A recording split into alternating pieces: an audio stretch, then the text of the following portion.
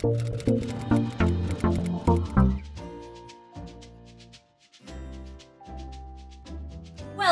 to Mo. Hi mga bakla! Welcome again to my channel. So in today's video guys, isi-share ko sa inyo yung bagong vitamin C na ginagamit ko. As you can see on the title below, yes, i-review ko or gagawa natin ng review yung potency na vitamin C. So, ito yun guys. Ayan. Ang model nito ay si Bea Alonso. So, ito guys, di ba dati ang ginagamit kong vitamin C is yung DHC na made in Japan. Kaso nga lang, medyo nahihirapan akong umorder ng ganun guys kasi online lang siya nabibili. Walang nabibili dito sa amin na lugar. So, eto guys, 121 pesos and ang laman nito is 20 tablets pero may free na 2 tablets. So, 22 tablets all in all. So, 121 pesos.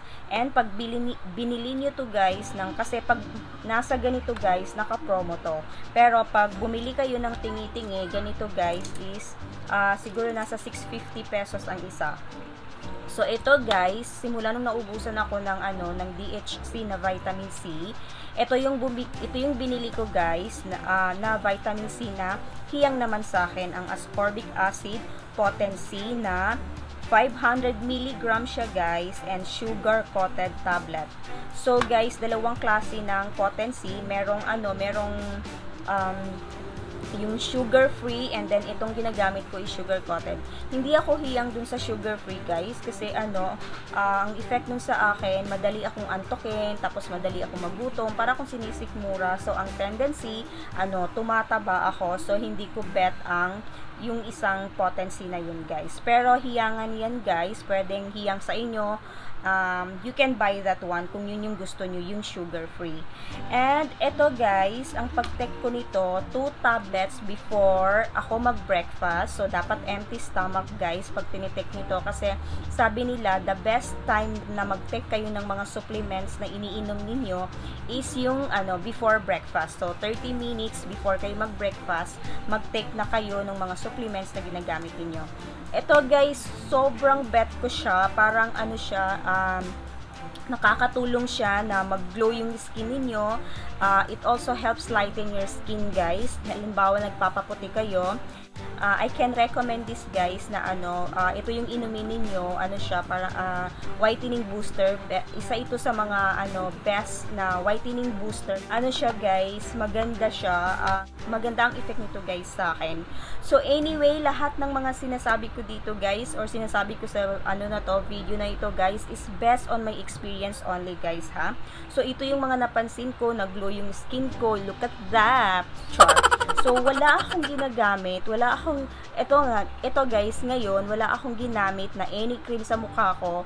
No, maliban lang pala, nag-blush on ako, gumamit ako, or naglagay ako ng liquid blush on guys. And then, ito guys, yung Holy ko siya, i-reveal ko lang guys yan pag nagawan ko na siya ng review. Hindi ko muna siya ipapakita or sasabihin sa inyo kung ano yung brand na ginagamit ko. And then, ano pa ba? Ito guys, itong vitamin C na to,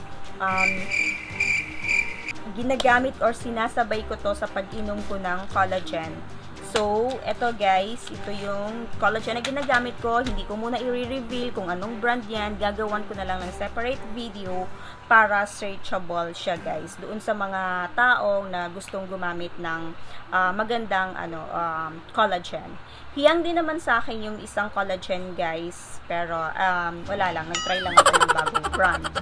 So yun guys, gaya ng sabi ko sa inyo, wala akong nilagay sa mukha ko. Hindi ako nag-powder, hindi ako nag-sunblock cream, hindi ako naglagay ng any cream, maliban lang doon sa blush on na sinasabi ko sa inyo.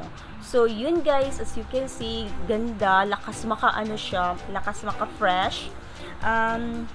I think I can recommend this guys. I can recommend this vitamin C for you guys. Lakas maka-fresh, lakas maka-glow. Basta siya, parang ano nga ako less skincare nung nag-start na ako uminom ng ganito, parang hindi na ako masyadong nag-skincare. Although lagi akong gumagamit, araw-araw akong gumagamit ng, kahit gabi nagsa-sunblock cream ako guys, lagi akong gumagamit ng yung sunblock cream na yung pinakita ko sa previous video ko, yung Maxipil nga, yun yung gamit ko. So, I think guys, I will end this video and sana nakatulong ang video na ito sa inyo guys, sa mga taong gustong maghanap ng vitamin C na po pwede sa kanila. Maybe you can try this one guys, effective sa akin, but disclaimer, hindi ibig sabihin na effective sa akin, magiging effective na rin sa inyo. Pero wala, nung ginagamit ko ito, actually nakatatlong box na ako ng ganito guys, and then, nung mga time na ginagamit ko to guys,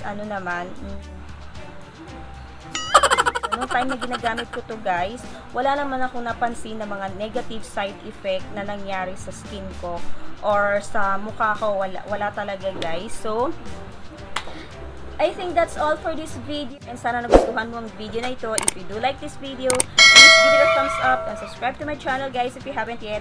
Thank you so much guys for watching. Bye!